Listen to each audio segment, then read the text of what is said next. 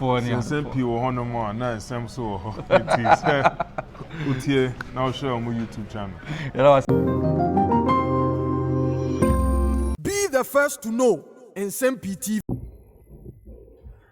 120 days and counting to the general elections come December 7th, 2024.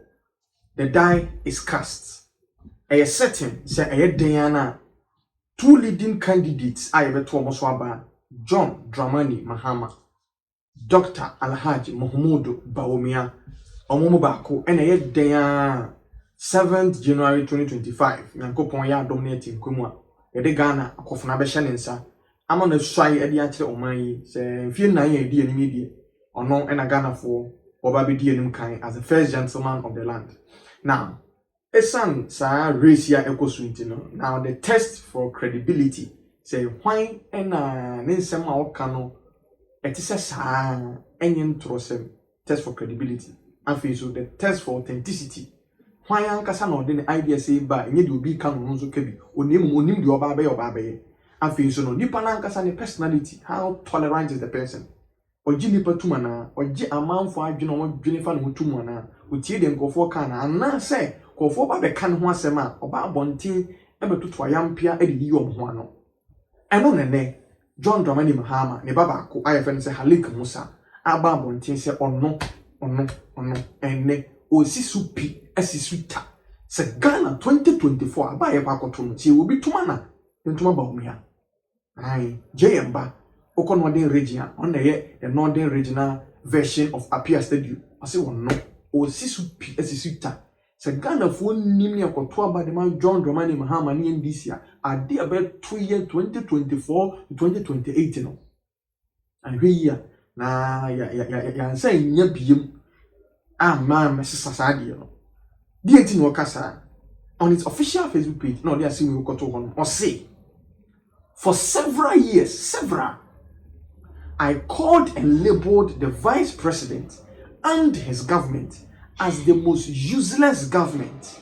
I criticized them to a point Mr. Mahama called me and thanked me for standing by the NDC. The vice president had all the powers to send people to attack me at my workplace or throw me into cells. He didn't do that. Instead, he came to Tamale and called for me through a dinner via Chairman Samba and Dr. Anta, a great mark of tolerance and good leadership. Dr. Bawumia, I am very sorry. I was attacked by the NDC for criticizing Mr. Mahama within the space of 5 minutes. And because of that, I am not on radio again. Forgive me, sir.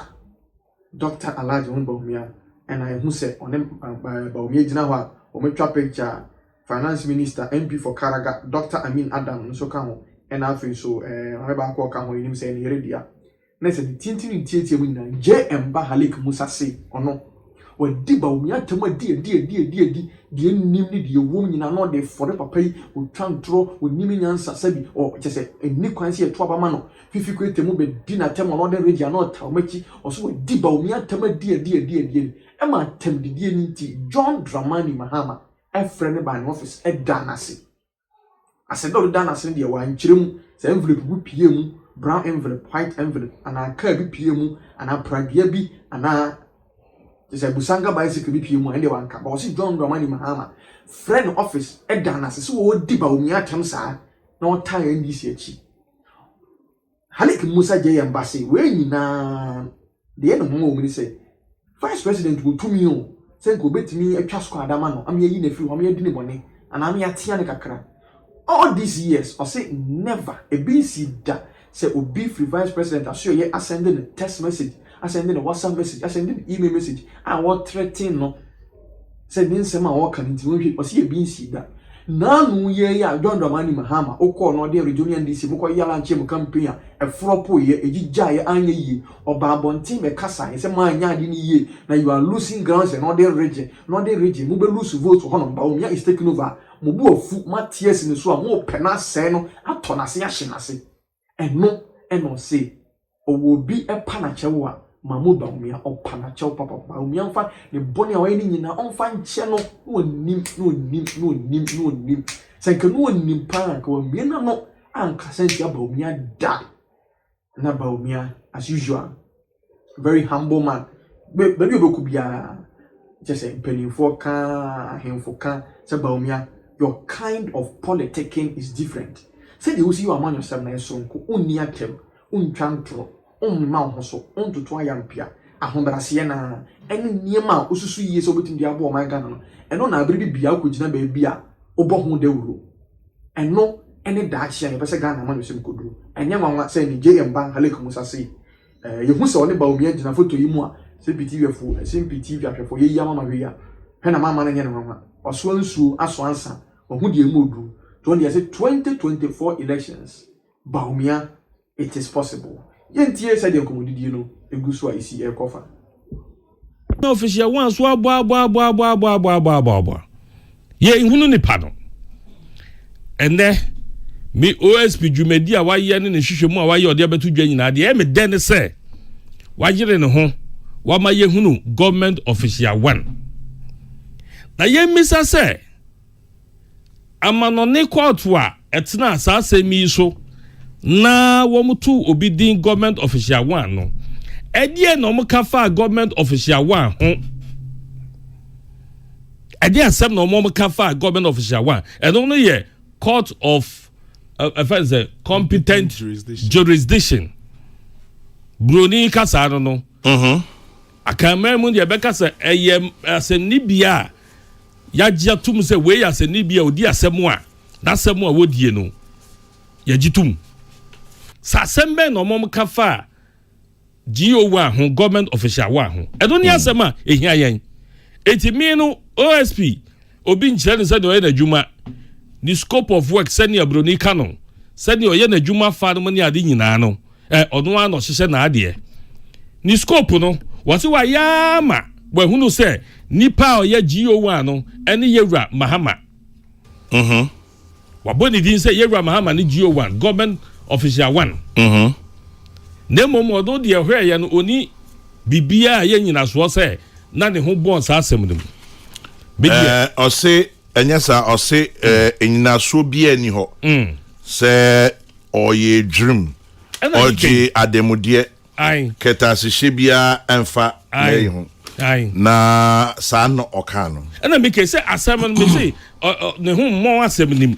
Ne hu asem no mu bio but emmo asem nim ade bon asem nim ne corruption ne kata hye na nti we yi na film say onya nyina so bia exactly OSP onya nyina so court no a edi asem na ma GO1 edi beto odi ebeto dwado court no ka asen eno na me pese ye hwehwem ye di kan medical establish say OSP no onya judge onya obi a wakase asemi ehun nia nyina so bi enimu an ye mongu a na eno ano no obi fufo timi tam asem no ekọ eye nhwehwemu nya to so mienu yewura Mahama ne onya akwantina akonya so as vice president sa tubedie ni ma na hoden na ma no ekutumi ede ne ho je sa asemi na eba ye na ene nasem ede dwane ade no ene wono ano se wo mra ne nsanto aba ma no nyama mpani bio chaba jena de ma rehwo ne se ene abrofo no mutena se di asem no na mugitu mu se asem bi wo hodo ma efa government official wa ho no edien eni ben no ne be Ghana na se omo akamu asem ena yeso ye special prosecutor akoye nhwehwem ena o se ne hwehwemu no ewom se no kre se government official one ayora John Mahama na mum dream ketashe bribe je prohibia enim eno anu eti quarter 7 na omo kai ne mungu omo ye sa omo bo ho ban se sebe utumi di a ukura de upeni di enti ye mmo wudin eti omo di din ni te se government official one ya ka ye nya obi ya oni apose asa government official one ya wo mu ekei eyemia mpanin ka saa sɛ kutie bia nim ne wura ye ka asɛm no nim sɛ mea me ho asɛm ne ye kan wana ne ho adi anka sɛ ye mea ɛna OSP ayɛ hwehwɛmu ɛna sɛ ɛyɛ ɔnoa ɛna afei wapiem aka sɛ ɛnso mehwɛ ye no dream ne kata sɛ bia ankɔ so na ɛdeɛ na court ne di kan kae no sɛ Kwame government official 1 ne ho bon saa asɛm airbus asɛm mu enti yewura kiche jabe odi really no by I was the press conference nim dabi me ni me no dabi enti die enimu a ema ye hunu sɛ yewura GO1 ɛho bon asɛm no mu no ɛho na me de me gina o de minim no ano no de da hia me ɛne se ho ani GO1 no na ɛno no de yɛden because sabi GO1 ye ka government official 1 dia na ndie na wo pa kyerɛ sɛ ɛyɛ pani bi a wodi mu ɛwɔ aban ne mu ye man nso ye kyekyere man no ama nipa nyina ahunu sɛ ɔman no yeso ye di mu ye kwanim ye mpanimfoɔ no kata hyehyɛ ne proye bia eni ɔmafa because ye na ye aspa ye di so ade ahunu sɛ ye bɛkɔ soro ne ye mpanin ɛwɔ ɔman ne mu eti sɛ ye prince ye bɛkɔ animu a eni kwase ye ma ɔman no ɛyɛ kata hyehyɛ ɛne proye ɛman ne ka sɛ ye mpanimfoɔ no ye ma ɔmo kwan ɛma ɔmo begina bia so na ɔmo begina pɛmpɛnso bi a ɔmo otumi so betimi de ayɛ ɔmo bɛyɛ a na ɔmo de ye dwurim ɛne kata hyehyɛ ɛba saa no a ye no ma ye prince ye bɛkɔ anim nyinaa no sabi obi bɛka sɛ wɔn so dwurim ɛne kata hyehyɛ nti na wɔn so wɔkɔ mu bi ɛnɛ OSP sɛ government official 1 no any yewura Mahama or pray abase yensa nto abamma no biom mami sa ebas asemi ya ena yewura Professor Mills eti committee say ya investigate beboa me nya sure say we are but anyway tozo enwa because abre no na we bi koso ewo ebas asemi mu enti no na owo say wo hwe na hwe say ne ho betimi asan ya committee no Wete sam yante hwe bio yewura Matiamidu e de sa asemi tu dwa sabre no ya attorney general enti o de sa asemi tu dwa enti sabe mampani a otia konwa so na wakase monte agiratukuo emfa nhwehwe ensem bi akoso a ebi fa me vice president ho na chese mampani no eniema mienu na opa ye yewura Mills na opese de edi kan say eyampa se hwenhwen no matie no efa yewura Mahama ho eyampa de a monto monye hwehwemu na monsa ne timame because begini di ana se monye hwehwemu na mi hu se mempe proye ne katahye bia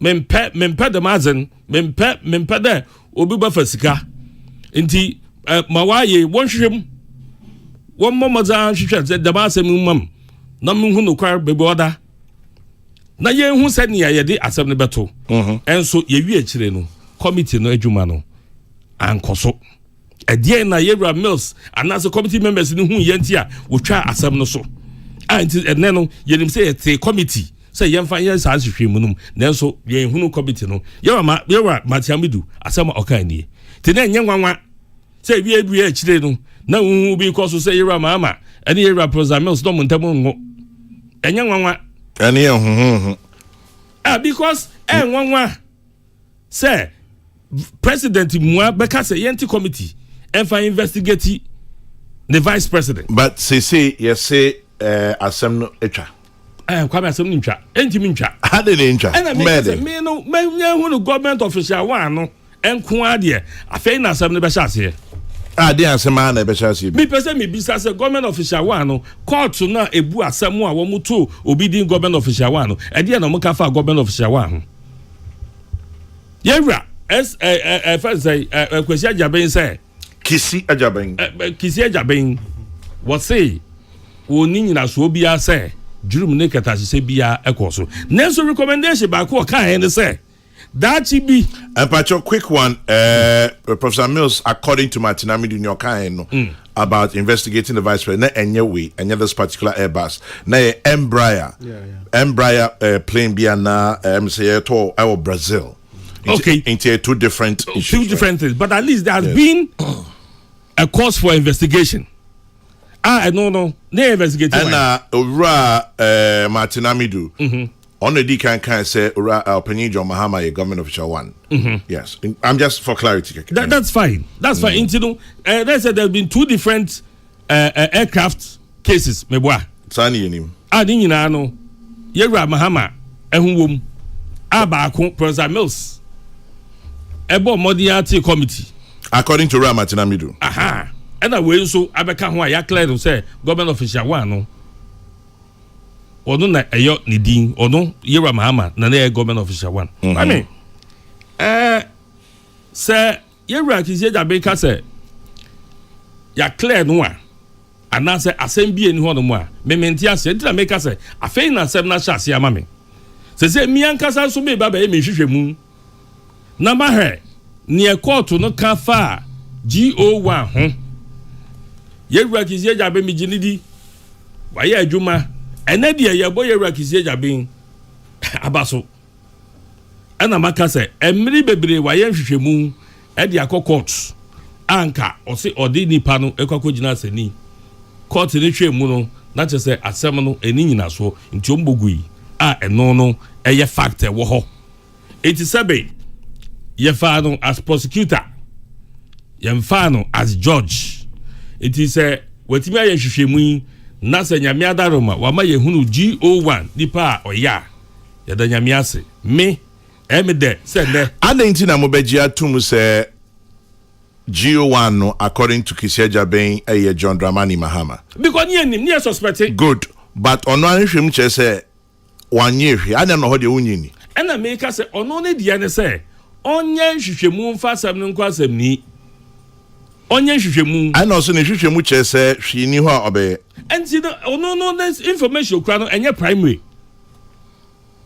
chema so to say metie the information na okura no enye primary information enye primary source okoji ne baby enti saa de baby na okoji ye no wo mo nso di asem na wo mo aka afa GO1 ho eno ena make say efi na rekwi afei na asem no be sha ase na ya san hwehwemu no na ya hunu baby asem ni na afei Yewura Mahama ne ho be san ya ne ho asan kura na saa bri die ne ho asan ana dem bi na aka I mean na maka yi say Yewura prosecutor prosecutor oye prosecutor onye judge as a prosecutor no o si sha asem na de akọ so prosecutor ka say me ntoa case this one and say case ni ho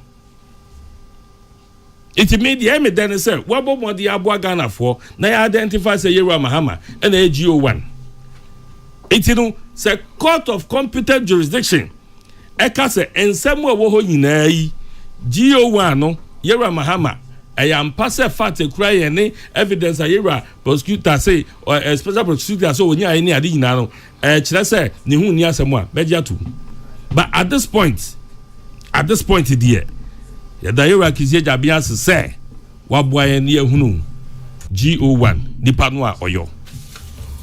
Now prof is it not interesting say akwesi agia to me say part yes GO1 there but part yes say yes ne ho so no dey be on jintu yeah because onye judge so ye judge no kan ya judge asam there o kan ya final but the din ye special prosecutor so dey o se nsem dey court yeah na prosecutor says asem no me fan court and just asem ni o Obi say Embraer, Airbus, all the smell of JM. Why?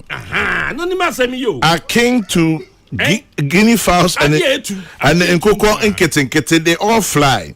JM plane and intakramwa pa bibia etu you but we so say okay, this is a bit too long, but I'll see. If no bribes were paid to any public official, then what was the point of the deferred prosecution agreement in the UK and the settlement agreement in the US? Bribes are paid to public officials, not private businessmen. If one individual was not involved, the monies paid would have been described as commissions, not bribes. If the special prosecutor failed to find any evidence of bribes taken by public officials, then he did a poor job. No one, especially GO1 individual one, will admit to taking a bribe as a public officer, whether as a human being or as John Mahama. It would have been better for Kisi Ajabeng to remain silent on this matter than to expose his office to widespread rumors. Some of Brian Boabing rumors. Chairman General, in fact, many Ghanaians are scandalized. Is a special prosecutor saying that all that were said by the UK and US justice systems about GO1 were false. Former President Mahama himself knew that what was said about GO1 was damaging. That's why he denied being GO1. I wish the findings by the SP will land in court. Francis Brakwa in Kumasi. NPP can take OSP to court if they wish. There's also Dr Bawumia and his brother's conflict of interest. Akilu Fantiakwa Begro. Odeshi Chairman General, if the OSP could not identify government official one, it does not mean one does not exist. The question is, why are we pointing at the former president? Odeshi Ajabeng Ihacho, the OSP has identified that the person referred to as government official one is indeed former President Mahama. The OSP exonerates Mahama, government official one, from any wrongdoing. Who was government official one? What did the government official one? What crime did he commit? Why did the OSP offer pieces of advice to government official one? Does someone who has not committed a crime deserve advice? K. Kusi Edrisu Besia say, Chairman General, I think there's something fishy going on. A word to the wise is enough. Gastiman in Brekum. This one says, we all know the scope of work and jurisprudence of the OSP. He's done his work. But to borrow a rather uncanny phrase, it doesn't lie in his mouth to determine who's culpable or complicit. However, as a Ghanaian, this isn't anything to gloat over and overly politicize. It goes on and on. It says, I may be MPP by Ghana First, Donald, MOBA 2001. Chairman General, any message to OSP, Kwadwo Edupako Achim Esium. I can't say much about this OSP's clearance, but just to ask the NDC to accept and respect state institutions. It is very sad when you hear them bastardize our courts and other venerable state institutions. Kwesi Reynolds, Aguna Odobing, Lamte King Rashid, Temagol City. Chairman General, were there procurement breaches? Is procurement breaches not a crime? Per the OSP's own report, where JDM was involved in procurement breaches. So the question I keep asking, is a procurement breach a crime? What is the special prosecutor saying? I find this work incompetent, ridiculous, and lazy by the state prosecutor. K. Inkokumlemle sends that one. Prof. Yes, sir. Pacho Rembi Nemonkomo. Good. Chairman General, me da se pa. Me so me da se. Yeah, me de as a student of law, me interested wo mre mu de. Ya na Nsem-Pii say free ebra adwoso ba. Aya na ye me de pa because ma adwene mu de ye te ho aso ye nte ho aso ye say etimi ma mra ye adwuma. Yeah. Enti no free mra adwoso ne ba ye. The office of the special prosecutor is a legal office. Obia o ye adwuma oho, especially in your da no is supposed to have some level of legal knowledge and appreciation of senior SM Niemako Emrakwan so. Na menu akwesi me name na o kase o ya tranishie because sabi omuno mu amra hye bedwam omuno mu hye office of the special prosecutor amra no. E na yenso a